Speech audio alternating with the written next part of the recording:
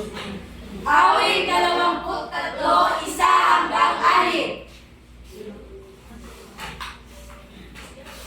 Si Yahweh! Si Yahweh! Si Yahweh ang aking pastor. Hindi ako magkukulang. Pinakahirilay niya ako sa luntiang pastulan at inaakay niya sa tahimik na batisan. Pinapanumbalik ang aking kalakasan at pinapatubayan niya sa tamang daan upang aking parangalan ang kanyang pangalan.